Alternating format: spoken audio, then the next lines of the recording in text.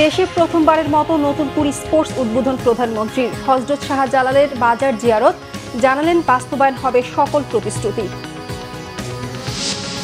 কাল থেকে ঢাকায় বিএনপি সরকারের প্রথম ডিসি সম্মেলন চলবে 4 দিন। আলোচনা হবে ডিসিদের 498 প্রস্তাব। বেশি গুরুত্ব পাবে ভূমি ব্যবস্থাপনা, আইন শৃঙ্খলা, কর্মসংস্থান। সব থানাকে দালাল মুক্ত করার নির্দেশ স্বরাষ্ট্রমন্ত্রীর। হালনাগাদ হচ্ছে শীর্ষ সন্ত্রাসীদের তালিকা, কঠোর অবস্থান দাবি পুলিশের। দেশ অস্থির করতে চায় বিরোধী দল, অভিযোগ মির্জা ফখরুলের। সংখ্যাগরিষ্ঠতার জেরে ফ্যাসিজম চাপালে আরেকটি জুলাইয়ের হুঁশিয়ারি গোলাম পরোয়ারের। স্বাধীন গণমাধ্যম প্রতিষ্ঠা সরকারের প্রতিশ্রুতি, বলেছেন তথ্যমন্ত্রী। মিথ্যা সংবাদের বিরুদ্ধে গণমাধ্যম ও সরকারকে যৌথভাবে কাজ করার তাগিদ তথ্য উপদেষ্টার। দেখছিলেন ক্রাউন সিমেন্ট সংবাদ শিরোনাম, এবার বিস্তারিত। দেশে প্রথমবারের মতো শুরু হচ্ছে নতুন কুড়ি স্পোর্টস। সিলেট থেকে শনিবার উদ্বোধন করলেন প্রধানমন্ত্রী তারেক রহমান। সারা দেশের শিশু কিশোরদের খেলাধুলায় আগ্রহী করে তুলতেই এ উদ্যোগ বলে জানান তিনি। উদ্বোধনী অনুষ্ঠানে প্রধানমন্ত্রীর আহ্বান, যে যেই মাধ্যমেই থাকুক তাদের দেশের অ্যাম্বাসেডর হতে হবে।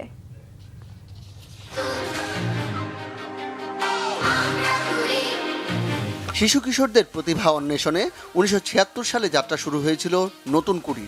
বাংলাদেশ টেলিভিশনের 80-র দশকের জনপ্রিয় এই অনুষ্ঠানের মাধ্যমে অনেক প্রতিভা উঠে এসেছে শিল্পাঙ্গনে। বহু বছর পর সেই পরিচিত নাম আবার ফিরে এসেছে, তবে এবার মঞ্চে নয়, সবুজ মাঠগালিচায়। যাত্রা শুরু হলো নতুন এক স্বপ্ন, নতুন কুড়ি স্পোর্টসের। সকাল থেকেই উৎসব মুখর সিলেট জেলা স্টেডিয়াম। কানায় কানায় পূর্ণ গ্যালারি, মাঠে খুদে ক্রীড়াবিদদের চমকপ্রদ প্রদর্শনী। সব আয়োজন এক উপলক্ষ ঘিরে নতুন কুড়ি স্পোর্টসের উদ্বোধন। ছোট বন্ধুরা, আনুষ্ঠানিকভাবে এখন তোমাদেরকে সাথে নিয়ে আমরা নতুন করে স্পোর্টস আনুষ্ঠানিক উদ্বোধন ঘোষণা করলাম। প্রধানমন্ত্রী জানান, খেলাধুলা এখন শুধু আর বিনোদন নয়, এটি বিশ্বজুড়ে সম্মানজনক ও লাভজনক পেশা। খেলোয়াড়দের অর্থনৈতিক নিরাপত্তা নিশ্চিত করার বিষয়ে সরকারের প্রতিশ্রুতি বাস্তবায়ন শুরু হয়েছে। স্পোর্টস নিয়ে আমরা কি করব, বিভিন্ন বিষয়ে আলাপ করলাম। আলাপ করতে করতে এক পর্যায়ে আমরা খাবার টেবিলে বসে ঠিক করলাম যে আমরা নতুন কুড়ি স্পোর্টস চালু করব বাংলাদেশে। তরুণ প্রতিভা তুলে আনার লক্ষ্যে দেশের 64 জেলায় একযোগে শুরু হচ্ছে নতুন কুড়ি স্পোর্টস। জেলা পর্যায়ে 1,67,000-এর বেশি শিশু কিশোর এই আসরে অংশ নিচ্ছে। তারেক রহমান বলেন, আজকের শিশুরা ক্রীড়ার মাধ্যমে আগামী দিনে বাংলাদেশের প্রতিনিধিত্ব করবে। যে গান শিখতে চায় সে গান শিখবে, সেই ব্যবস্থা আমরা করব। যে মিউজিশিয়ান হতে চায় সেই মিউজিশিয়ান হবে, সেই ব্যবস্থা ইনশাল্লাহ আমরা করব। যে খেলতে চায় সে খেলার হবে, সেই ব্যবস্থা আমরা ইনশাল্লাহ করব। ঠিক আছে, এই তোমাদের সাথে আমার কন্ট্রাক্ট।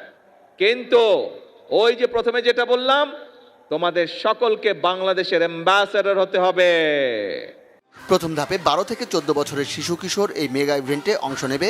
3 ধাপে অনুষ্ঠিত হবে নতুন কুড়ি স্পোর্টস। জেলা পর্যায়ের জয়ীরা অংশ নেবে বিভাগীয় পর্যায়ে, এরপর হবে চূড়ান্ত পর্যায়ের খেলা। এবারের আসরে থাকছে 8টি ডিসিপ্লিন। ফুটবল, ক্রিকেটের সঙ্গে থাকছে কাবাডি, সাঁতার, ব্যাডমিন্টন, দাবা, অ্যাথলেটিক্স ও martial arts. Monir Hossain Khan, Bangla vision news desk. প্রধানমন্ত্রী তারেক রহমান বলেছেন, দেশের মানুষকে দেয়া প্রতিশ্রুতি বাস্তবায়ন শুরু করেছে সরকার। দ্রুততম সময়ে ঢাকা সিলেট মহাসড়ক ঠিক করা এবং সারা দেশে রেল সেবা বাড়ানোর আশ্বাস দেন তিনি। গ্রামাঞ্চলের মানুষের স্বাস্থ্যসেবা নিশ্চিতের কথাও বলেন। বন্ধ কলকারখানা চালু সহ যুব সমাজের জন্য কর্মসংস্থান নিশ্চিতের কথাও বলেন প্রধানমন্ত্রী। সিলেটে বাসিয়া নদী পুনঃখনন কর্মসূচির উদ্বোধন করেন তিনি। সিলেট থেকে বিস্তারিত জানাচ্ছেন সিকান্দার রেমান। ভিডিও ধারণ করেছেন জাহাঙ্গীর আলম, সাথে ছিলেন সিলেট প্রতিনিধি দীপু সিদ্দিকী। সরকারি সফরে শনিবার সকাল 10টায় পুণ্যভূমি সিলেটে আসেন প্রধানমন্ত্রী তারেক রহমান। হযরত শাহজালাল রহমতুল্লাহর মাজার জিয়ারতের মধ্য দিয়ে প্রধানমন্ত্রী তার কর্মসূচি শুরু করেন। এ সময় প্রধানমন্ত্রীর সাথে ছিলেন তার সহধর্মিণী ডাক্তার জুবাইদা রহমান। সকাল 11টায় শহরের চাঁদনীঘাটে জলাবদ্ধতা নিরসনে সিটি কর্পোরেশনের একটি প্রকল্পের ভিত্তিপ্রস্তর স্থাপন করেন প্রধানমন্ত্রী। প্রায় 4,635 কোটি টাকা ব্যয়ে বাস্তবায়নাধীন এ প্রকল্পে নদীর 2 তীরে সৌন্দর্য বর্ধন ও বন্যা প্রতিরোধী অবকাঠামো গড়ে তোলা হবে। পরে সিলেট সিটি কর্পোরেশন প্রাঙ্গণে সুধী সমাবেশে যোগ দেন প্রধানমন্ত্রী। সরকার প্রধান জানান, সুনামগঞ্জ সহ দেশের কয়েকটি জেলায় বন্যা, অতিবৃষ্টির কারণে পানি জমে যাওয়া, ভূগর্ভস্থ পানির স্তর নিচে নেমে যাওয়ায় সংকটে সাধারণ মানুষ। বৃষ্টির পানি যাতে ব্যবহার করা যায় তাই খাল খনন করে পানি ধরে রাখার ব্যবস্থা করা হচ্ছে বলে জানান তিনি। আমি সকল সিটি কর্পোরেশনকে অনুরোধ করব, আপনারা যদি অন্তত আপনাদের এলাকায় সিটি কর্পোরেশনের ভেতরে যে সকল স্কুল আছে সেই স্কুলগুলোতে যদি আপনারা কোনো উদ্যোগ নিয়ে বাচ্চাদেরকে এই বিষয়গুলোতে সচেতন করতে পারেন, তাহলে আমরা ধীরে ধীরে এই কাজটি শুরু করতে পারবো, যে পরিবেশকে আমরা আস্তে আস্তে আস্তে ঠিক করে আনতে পারবো। কারণ আজকের শিশুরাই আগামী দিনের ভবিষ্যৎ। তারা দেশ এবং জাতির জন্য ভালো কোনো কিছু আজকে যেটা শিখবে, ডেফিনেটলি তারা যখন বড় হবে, তারা ইনশাল্লাহ যখন একটি অবস্থানে যাবে কেউ না কেউ, তারা সেটি দেশের জন্য, সমাজের জন্য, মানুষের জন্য সেটি তারা অ্যাপ্লাই করবে। অবশ্যই রাস্তার উন্নয়ন, আমরা রাস্তার ক্ষেত্রে যোগাযোগ ব্যবস্থা উন্নয়ন করব, কিন্তু রেলটাকে আমরা ডেভেলপ করতে চাই। স্বাভাবিকভাবেই সিলেটের মানুষ নিশ্চয়ই উৎসাহী হবেন না, খুব ইন্টারেস্টেড হবেন না শুনতে যে ঢাকা রংপুর রেল ব্যবস্থা উন্নতি হচ্ছে। আপনারা নিশ্চয়ই ইন্টারেস্টেড হবেন যে ঢাকা সিলেট বা সিলেট ঢাকা রেল ব্যবস্থা উন্নতি হচ্ছে। আমরা চেষ্টা করছি এ ব্যাপারে, ইনশাল্লাহ এ ব্যাপারে আমরা চেষ্টা করছি যে ডবল লাইন কিভাবে করা যায়, ডাবল লাইনের মাধ্যমে এই সমস্যাটার সমাধান করা যায়, দ্রুততর করা যায়। আমরা দেশে 1 লক্ষ স্বাস্থ্যকর্মী নিয়োগ করার পরিকল্পনা গ্রহণ করেছি। এই মানুষগুলো, এবং এই 1 লক্ষের মধ্যে 80% থাকবে নারী স্বাস্থ্যকর্মী।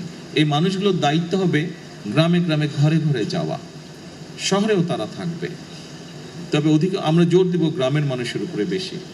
প্রধানমন্ত্রী জানান, বন্ধ কলকারখানা দ্রুত চালুর ব্যবস্থা করা হচ্ছে।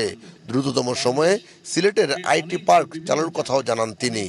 দেশের বিভিন্ন জায়গায় থাকা ভোকেশনাল ট্রেনিং সেন্টারগুলোকে আরও আধুনিকায়নের কথাও বলেন প্রধানমন্ত্রী।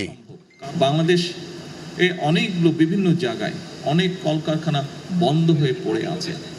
আমরা সিদ্ধান্ত গ্রহণ করেছি এই কলকারখানাগুলোকে যত দ্রুত সম্ভব কারণ বের করে, যত দ্রুত সম্ভব, যদি দরকার হয় আমরা প্রাইভেটাইজ করবো সেগুলোকে। এই কাজটি শুরু করতে পারলে একদিকে সারা দেশে বহু কর্মসংস্থানের ব্যবস্থা হবে। 2.5 মাস বয়সে একটি শিশু কিন্তু হাঁটতে পারে না। শিশুটাকে হাঁটতে হলে আরও কিছুদিন অপেক্ষা করতে হয়। বর্তমান সরকারের বয়স 2.5 মাসের মতো। তবে আমরা এরই ভিতরে আমরা যে সকল কমিটমেন্ট দেশের মানুষের সামনে উপস্থাপন করেছিলাম, দেশের মানুষকে আমরা দিয়েছিলাম, সেই কমিটমেন্টগুলো বাস্তবায়নের কাজ আমরা শুরু করেছি।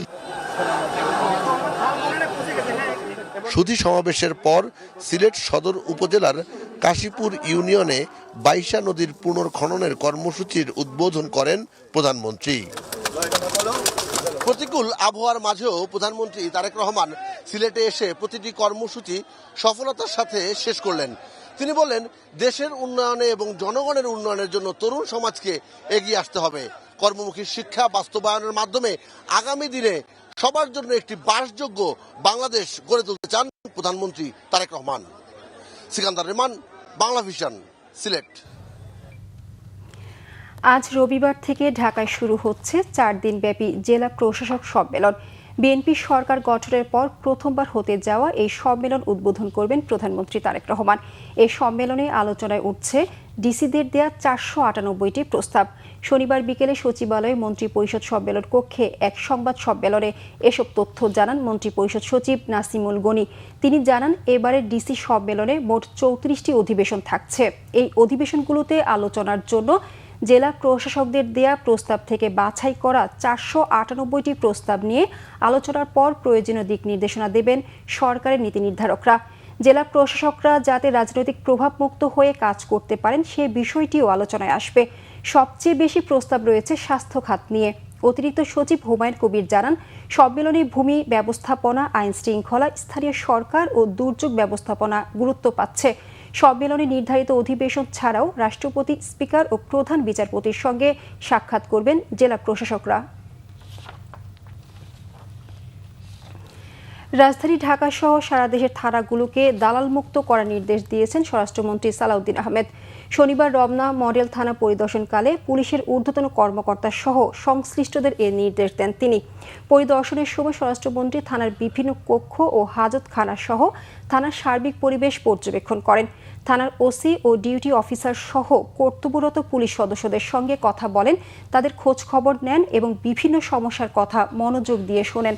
সততা, ন্যায়নিষ্ঠা ও আন্তরিকতার সঙ্গে সাধারণ জনগণকে সেবা দিতে পুলিশ সদস্য সহ সংশ্লিষ্টদের নির্দেশ দেন মন্ত্রী। পুলিশ সদস্যদের মধ্যে কারো বিরুদ্ধে দায়িত্বে অবহেলা ও দুর্নীতির অভিযোগ প্রমাণিত হলে কঠোর ব্যবস্থা নেওয়া হবে বলেও হুঁশিয়ারি দেন স্বরাষ্ট্রমন্ত্রী। পুলিশের কঠোর অবস্থান আর তৎপরতার কারণেই রাজধানীর আইনশৃঙ্খলা পরিস্থিতি নিয়ন্ত্রণে আছে। এরই মাঝে কদাচিৎ দু একটি বিচ্ছিন্ন ঘটনা ঘটছে বলেছেন ঢাকা মেট্রোপলিটন পুলিশের ভারপ্রাপ্ত কমিশনার মোহাম্মদ সরওয়ার। শীর্ষ সন্ত্রাসীদের তালিকা সবসময় হালনাগাদ হচ্ছে বলেও জানান তিনি। এদিকে র্যাব জানায় শীর্ষ সন্ত্রাসী টিটন হত্যায় জড়িতদের দ্রুত গ্রেফতার করা হবে। বিস্তারিত জানাচ্ছেন জিয়া খান। 2001 সালের 26 ডিসেম্বর স্বরাষ্ট্র মন্ত্রণালয় 23 শীর্ষ সন্ত্রাসীর তালিকা প্রকাশ করে। এরপর এদের মধ্যে কয়েকজন জেলে থাকলেও বেশিরভাগ সন্ত্রাসী ছিল পলাতক এবং দেশের বাইরে। 24 সালের 5 আগস্টের পর জামিনে মুক্তি পায় কিলার আব্বাস, সুইডেন আসলাম, পিচ্চি হেলাল, ইমন ও টিটন সহ ডজন খানেক শীর্ষ সন্ত্রাসী। এরপর থেকেই আবার শুরু হয় আধিপত্য বিস্তার, জমি দখল, চাঁদাবাজি, হত্যাসহ নানান অপরাধের ফিরিস্তি। গেল মঙ্গলবার ফিল্মি স্টাইলে হত্যা করা হয় শীর্ষ সন্ত্রাসী টিটনকে। তার খুনের নেপথ্যে উঠে আসে আরো কয়েকজন শীর্ষ সন্ত্রাসীর নাম। এমন বাস্তবতায় ডিএমপি কমিশনার দাবি করেন, পলাতক এবং জামিনে থাকা সব সন্ত্রাসী তাদের নজরদারিতে রয়েছে। পুলিশের তৎপরতার কারণে অপরাধ কম হচ্ছে। প্রতিনিয়ত ঘটছে না, দুই একটা কদাচিৎ ঘটতেছে তাদের মধ্যে। তারা কিন্তু ওই সাধারণ জনগণকে বা সাধারণ মানুষকে কিন্তু আক্রমণ করতে পারতেছে না আমাদের নজরদারি এবং অ্যাকশন নেওয়ার জন্য। সন্ত্রাসীদের তালিকা হালনাগাদও হচ্ছে এবং শীর্ষ সন্ত্রাসী তেমন নেই, যারা আছে তারা আগের শীর্ষ সন্ত্রাসী সহযোগী বা ওই রকম শাস্তি যাচ্ছে। আমাদের মনিটরিং, অবজারভেশন এবং ব্যবস্থা সবই নেওয়া হইতেছে এবং হালনাগাদ করা হচ্ছে। তথ্য আছে, যেগুলো আছে ওগুলো অ্যারেস্ট করার জন্য অভিযান চলতেছে। এখন তো বললে ওরা পালিয়ে যাবে। এদিকে টিটন হত্যায় ছায়াতদন্ত শুরু করেছে র্যাব। বিষয়টি যেহেতু এখনো তদন্তাধীন এবং নিরাপত্তার স্বার্থে অথবা এই মামলার স্বার্থে, সার্থকতার স্বার্থে আসলে এই বিষয়টি এখনই আপনাদের সামনে বলা সম্ভব হচ্ছে না। সন্ত্রাসী সম্পর্কে তথ্য দিয়ে সহযোগিতা করতে দেশবাসীর প্রতি অনুরোধ আইনশৃঙ্খলা বাহিনীর। জিয়া খান, বাংলা ভিশন, ঢাকা। স্থানীয় সরকার, পল্লী উন্নয়ন ও সমবায় মন্ত্রী মির্জা ফখরুল ইসলাম আলমগীর বলেছেন, সংস্কার নিয়ে সামাজিক যোগাযোগ মাধ্যমে ভুল তথ্য ছড়ানো হচ্ছে। বিরোধী দল মানুষকে ভুল বোঝাচ্ছে, আন্দোলন করছে। তারা দেশকে অস্থিতিশীল করতে চায় বলে মন্তব্য করেন তিনি। শনিবার আগারগাঁওয়ে কৃষি বিশ্ববিদ্যালয়ের অডিটোরিয়ামে জিয়া পরিষদের চেয়ারম্যান ডাক্তার আব্দুল কুদ্দুসের স্মরণ সভায় ও দোয়া মাহফিলে তিনি একথা বলেন। এলজিআরডি মন্ত্রী বলেন, ডাক্তার আব্দুল কুদ্দুস একজন অমায়িক মানুষ ছিলেন। তিনি জিয়াউর রহমানের সাথে যুদ্ধে অংশ নিয়েছিলেন, কিন্তু তাকে প্রাপ্য সম্মান দেয়া যায়নি। মির্জা ফখরুল বলেন, আজকের সমাজ তার সমস্ত মূল্যবোধকে হারিয়ে ফেলেছে। সরকারের ভেতর যত যাচ্ছেন তিনি তত আতঙ্কিত হচ্ছেন বলে মন্তব্য করেন। সমাজের সব দিকে ছড়িয়ে আছে দুর্নীতি, অনিয়ম আর স্বজনপ্রীতি। দেশে এখন নিয়ম হয়েছে তদবির ছাড়া কোনো কাজ হবে না। এমন একটা সমাজে কিভাবে দেশ এগিয়ে যাবে, এমন প্রশ্ন রাখেন মন্ত্রী। মির্জা ফখরুল বলেন, সংস্কারে যেগুলো একমত হয়নি তাতে নোট অফ ডিসেন্ট দিয়েছে বিএনপি, কিন্তু এখন বিরোধী দল অবলীলায় বলছে সব করতে হবে। মধ্যে যেগুলোতে আমরা একমত হব না সেগুলোতে আমরা নোট অফ ডিসেন্ট দেব। আমরা নোট অফ ডিসেন্ট দিয়েছিলাম। এখন অবলীলায় বলছে যে না, সবটাই করতে হবে, আনুপাতিক হারে আপার চেম্বার হবে। এটা আমরা কখনোই কি করি না। অনেকগুলো বিষয় আছে যেগুলো আমরা একমত হইনি, সেগুলো তারা বলে দিল যেগুলো হবে। আর এই নির্বাচনের পরে যারা নির্বাচিত হবেন তারা আপনার সংবিধান সংস্কার পরিষদ গঠন করবেন। কারণ একটা ভুল ধারণা দেওয়া হচ্ছে জনগণের মধ্যে, বিশেষ করে আপনাদের ওই সোশ্যাল মিডিয়ার মধ্যে, যে বিএনপি সংস্কার মানে না। এখন আপনার জামাতের নেতৃত্বে 11 দল তারা এটার উপরে আন্দোলন করছে। উদ্দেশ্যটা কি? উদ্দেশ্য হচ্ছে আবার বাংলাদেশকে ডিস্টেবিলাইজ করা, অস্থিতিশীলতার দিকে নিয়ে যাওয়া। সংখ্যা গরিষ্ঠতার দোহাই দিয়ে ফ্যাসিজম চাপালে দেশ আবার জুলাইয়ের পথে যাবে বলেছেন জামায়াত ইসলামী সেক্রেটারি জেনারেল অধ্যাপক মিয়া গোলাম পরোয়ার। শনিবার খুলনা প্রেস ক্লাব ব্যাংকুয়েট হলে এক সেমিনারে প্রধান অতিথির বক্তব্যে তিনি একথা বলেন। মিয়া পরোয়ার বলেন, জুলাই সনদ ও গণভোটকে আলাদা করে ফেলেছে সরকার। বলেন, জুলাই সনদ অক্ষরে অক্ষরে পালন করবে বললেও গণভোটকে এড়িয়ে গিয়ে হাসিনার পথে হাঁটছে বিএনপি। সেমিনারে সভাপতিত্ব করেন মহানগর জামায়াত ইসলামীর আমির মোহাম্মদ মাহফুজুর রহমান। বক্তব্য রাখেন খুলনা ৬ এর সংসদ সদস্য মাওলানা আবুল কালাম আজাদ ও খুলনা ২ আসনের শেখ মোহাম্মদ জাহাঙ্গীর হুসাইন হেলাল। স্বাধীন গণমাধ্যম প্রতিষ্ঠা করা সরকারের প্রতিশ্রুতি বলে জানিয়েছেন তথ্য সম্প্রচার মন্ত্রী জহিরুদ্দিন স্বপন। বলেন, অপতথ্য মোকাবেলায় সরকার এক ধরনের যুদ্ধে নেমেছে। জনগণকে সাথে নিয়ে সরকার গণমাধ্যমের স্বাধীনতা ও অপতথ্যকে মোকাবেলা করতে পারবে বলে আশা তথ্যমন্ত্রীর। গ্যালমান শফির রিপোর্ট। বিশ্বমুক্ত গণমাধ্যম দিবস উপলক্ষে স্বাধীন গণমাধ্যমের নতুন চ্যালেঞ্জ অপতথ্য আমাদের করণীয় নিয়ে সেমিনার অনুষ্ঠিত হয়। শনিবার বাংলাদেশ ফেডারেল সাংবাদিক ইউনিয়ন ও ঢাকা সাংবাদিক ইউনিয়ন যৌথভাবে জাতীয় প্রেস ক্লাবে এই সেমিনারের আয়োজন করে। এতে তথ্য ও সম্প্রচার মন্ত্রী সহ বিভিন্ন গণমাধ্যমের সম্পাদক ও সিনিয়র সাংবাদিকরা উপস্থিত ছিলেন। অনুষ্ঠানে তথ্য ও সম্প্রচার মন্ত্রী জহিরুদ্দিন স্বপন বলেন, তথ্য সরবরাহের চেয়ে তথ্যকে নিজের মনের মাধুরী মিশিয়ে প্রকাশের প্রবণতা মোকাবিলা করাই এখন বড় চ্যালেঞ্জ। তিনি বলেন, স্বাধীন গণমাধ্যম তৈরি সরকারের দায়িত্ব, তা বাস্তবায়নে সরকার প্রতিশ্রুতিবদ্ধ। তবে স্টেক হোল্ডারদের একত্রিত করাই মুক্ত গণমাধ্যম প্রতিষ্ঠার জন্য বড় চ্যালেঞ্জ। আমাদের দেশের যা যা সমস্যা ইতিপূর্বে হয়েছে তার মধ্যে যা যা কারণ আছে তার মধ্যে অবশ্যই একটি গুরুত্বপূর্ণ কারণ হচ্ছে একটি সুস্থ গণমাধ্যম ব্যবস্থা না থাকা। এবং এই সুস্থ গণমাধ্যম ব্যবস্থার না থাকা এবং এর সবচেয়ে বড় উদাহরণ হচ্ছে চতুর্থ সংশোধনী।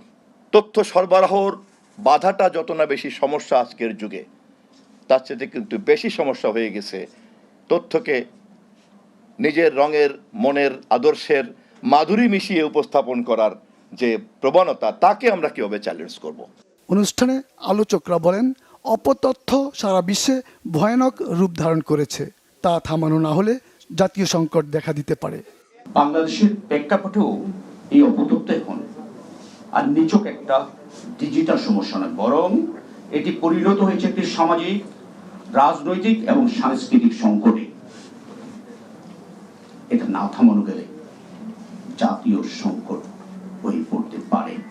গণমাধ্যমের সম্পাদকীয় প্রতিষ্ঠা একেবারে তছনছ হয়ে গেছে, ছত্রখান হয়ে গেছে। এই ইনস্টিটিউশন যদি অক্ষত থাকতো তাহলে সম্পাদকরা হতে পারতেন গণমাধ্যমের স্বাধীনতা রক্ষার ভ্যানগার্ড। কিন্তু বড়ই দুর্ভাগ্যের কথা, ২-৪ জন সম্মানজনক ব্যতিক্রম বাদ দিলে আমাদের সম্পাদক বর্গ বহুল ব্যবহারে জর্জরিত, জীর্ণ হয়ে তাদের সম্মান, কার্যকারিতা ও বিশ্বাসযোগ্যতা হারিয়ে ফেলেছে। অপতথ্যের যে যন্ত্রণাদায়ক জীবন আমরা পাড়ি দিচ্ছি, সেই জীবনের থেকে উপকূলে পৌঁছানো আমাদের লক্ষ্য। মূলত সরকারি সেন্সরশিপ এখন সেরকম ভাবে নাই। বিএনপি যখন ক্ষমতায় আসে তখন গণমাধ্যমের উপর ওইরকম কোনো চাপ থাকে না। যেটুকু থাকে সেটা হয়তো একটা রিকোয়েস্ট হতে পারে। রিকোয়েস্ট আর চাপ দেওয়া এটা কিন্তু যাবে না। এরকম অঙ্গুলি নির্দেশ করে গণমাধ্যমের উপর, আমি একটা পত্রিকা সংবাদ সম্পাদনা করি, আমি এখন পর্যন্ত সরকারের তরফ থেকে এরকম তথ্যমন্ত্রীর কাছ থেকে একটা নির্দেশনা পাই। সেমিনারে মূল প্রবন্ধ উপস্থাপন করেন প্রধান তথ্য কর্মকর্তা সৈয়দ আবদাল আহমেদ। বর্তমান ডিজিটাল যুগে তথ্যের অবাধ প্রবাহের পাশাপাশি অপতথ্য একটি অন্যতম সামাজিক সমস্যা হিসেবে দেখা দিয়েছে। স্বাধীন গণমাধ্যমের জন্য এটি একটি বড় চ্যালেঞ্জ।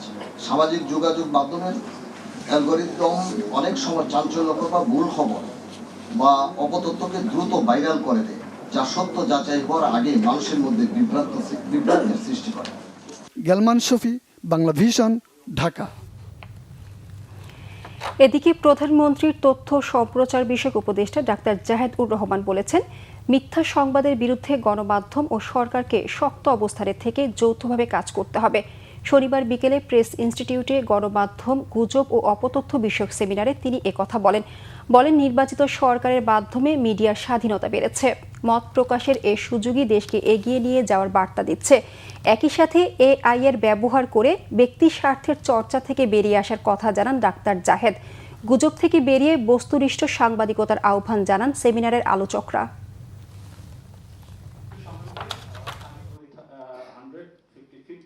এই অঞ্চলে আমাদের আবার মিডিয়া লিটারেসি কম, ডিজিটাল লিটারেসি কম, এটা এই অঞ্চলে। সো আমাদের এই অঞ্চলের যে সংকট সেটাও আমাদের আছে। And on top of that, যেটা আমি আসলে যোগ করতে যাচ্ছিলাম, আমাদের শেখ হাসিনা আসলে আসবেনই বারবার। For the last 15 years what happen in our country, একটা স্টেটের সব সিস্টেম স্ট্রাকচার ভেঙে শেষ হয়ে গেছে, লিস্ট ডেমোক্রেটিক ভ্যালুস শেষ হয়ে গেছে, সেইটাও আমাদের সাথে যুক্ত হয়েছে। সো আমাদের সাউথ এশিয়াতেও যে পরিমাণ সংকট আছে, সংকটটা আমাদের এখানে তার তুলনায় অনেক বেশি। যুব সমাজকে ক্রীড়ামুখী ও সুস্থ জীবনের দিকে এগিয়ে নিতে যাত্রা শুরু করল নতুন কুড়ি স্পোর্টস 2026। শনিবার রাজধানীর মিরপুরের শহীদ সোহরাওয়ার্দী ইনডোর স্টেডিয়ামে এ উপলক্ষে উদ্বোধনী অনুষ্ঠানের আয়োজন করে যুব ও ক্রীড়া মন্ত্রণালয় এবং ঢাকা জেলা প্রশাসন। অনুষ্ঠানে আরও উপস্থিত ছিলেন সড়ক পরিবহন ও সেতুমন্ত্রী শেখ রবিউল আলম এবং মুক্তিযুদ্ধ বিষয়ক প্রতিমন্ত্রী ইশরাক হোসেন এবং ঢাকা 1 আসনের সংসদ সদস্য খন্দকার আবু আশফাক। অনুষ্ঠানে বিভিন্ন ক্রীড়া ইভেন্টের উদ্বোধনের পাশাপাশি অংশগ্রহণকারী খেলোয়াড়দের উৎসাহিত করতে নানা কর্মসূচি নেওয়া হয়। অতিথিদের পাশাপাশি খেলায় উৎসাহ দিতে গ্যালারিতে উপস্থিত ছিল ঢাকার বিভিন্ন স্কুলের শিক্ষার্থীরা। আয়োজকরা জানান, নতুন কুড়ি স্পোর্টস 2026 তরুণদের প্রতিভা বিকাশ এবং দেশের ক্রীড়া অঙ্গনে নতুন সম্ভাবনা সৃষ্টি করবে। এতে প্রধান অতিথি হিসেবে ভার্চুয়ালি যুক্ত হন প্রধানমন্ত্রী তারেক রহমান। আমার বাংলাদেশ এবি পার্টির 6ষ্ঠ প্রতিষ্ঠা বার্ষিকী ও প্রতিনিধি সম্মেলন অনুষ্ঠিত হয়েছে। শনিবার রাজধানীর ডিপ্লোমা ইঞ্জিনিয়ার্স ইনস্টিটিউশনে এবি পার্টির এই অনুষ্ঠানে সরকার ও বিরোধী দলের বিভিন্ন নেতারা অংশ নিয়ে দেশের অর্থনীতি, নির্বাচন ও গণতন্ত্র নিয়ে গুরুত্বপূর্ণ বক্তব্য দেন। বিএনপির জাতীয় স্থায়ী কমিটির সদস্য ডক্টর আব্দুল মঈন খান বলেন, দেশের সাধারণ মানুষই বারবার গণতন্ত্র পুনরুদ্ধার করেছে। যখনই গণতন্ত্র হুমকির মুখে পড়েছে, জনগণ প্রতিবাদ করে তা ফিরিয়ে এনেছে। এনসিপির মুখপাত্র আসিফ মাহমুদ সজীব ভুইয়া বলেন, মতবিরোধ থাকলেও দেশের স্বার্থে কিছু বিষয়ে এক থাকা জরুরি। তিনি আধিপত্যবাদের বিরোধিতার উপর গুরুত্ব আরোপ করেন। খেলাফত মজলিসের আমির মাওলানা মামুনুল হক সংবিধান সংস্কার ও সুষ্ঠু নির্বাচনের দাবি জানিয়ে বলেন, দেশে যেন কোনো ফ্যাসিস্ট বা বিদেশি আধিপত্য ফিরে আসতে না পারে। সম্মেলনে সমাপনী বক্তব্যে এবি পার্টির চেয়ারম্যান মুজিবুর রহমান মঞ্জু বলেন, জুলাইয়ের চেতনা ধারণ করে দল এগিয়ে যাবে। অনেক নেতা স্বাধীনতা করে ভুল করেছে, গণতন্ত্রের পথ থেকে বিচ্যুত হয়েছে, অথবা অতি ক্ষমতাবান, অতি শক্তিশালী হয়ে গেছে। তখন কিন্তু বাংলাদেশের জনগণ জীবন দিয়ে, বুকের রক্ত দিয়ে তাদের সেই ভুলকে সংশোধন করে দিয়েছে। এবং ঠিক একইভাবে 24-এর 5ই আগস্ট আমাদের সঠিক পথে এই ছাত্র জনতা পরিচালিত করে আজকে আবার নতুন করে গণতন্ত্র। মনে রাখতে হবে, বাংলাদেশের মানুষ কিন্তু প্রতিবাদী মানুষ। নির্বাচনের আগে বিএনপি সংস্কারের কথা বললেও এখন সেই অবস্থানে নেই দলটি, বলেছেন এনসিপি সদস্য সচিব আক্তার হোসেন। শনিবার দুপুরে রাজধানীর বাংলা মোটরে দলটির কার্যালয়ে এক সংবাদ সম্মেলনে তিনি একথা বলেন। তিনি জানান, রবিবার ডিপ্লোমা ইঞ্জিনিয়ার্স ইনস্টিটিউশনে দিনব্যাপী অনুষ্ঠিত হবে এনসিপির জাতীয় কনভেনশন। এবং শপথ গ্রহণের দিনই তার গণভোটের যে রায় সেটাকে অস্বীকার করে, যে বিষয়গুলো আমরা সকলে একমত হয়েছি 30টি বিষয়, সেগুলোকে যেভাবে জুলাই সনদে ভুল ঘোষণা করা হয়েছে সেগুলোকে সংবিধানে অন্তর্ভুক্ত করা, এর বাইরে কিছু বিষয় যেগুলো দলগুলো তাদের নির্বাচনী এজেন্ডা ইশতেহার অনুযায়ী তারা সম্পূর্ণ করতে পারবেন, সেভাবে আমরা সামনের দিকে অগ্রসর হবো, এই প্রত্যাশার বিষয় ছিল। সংবাদ শেষ করব ক্রাউন সিমেন্ট শিরোনামগুলো আরেকবার জানিয়ে।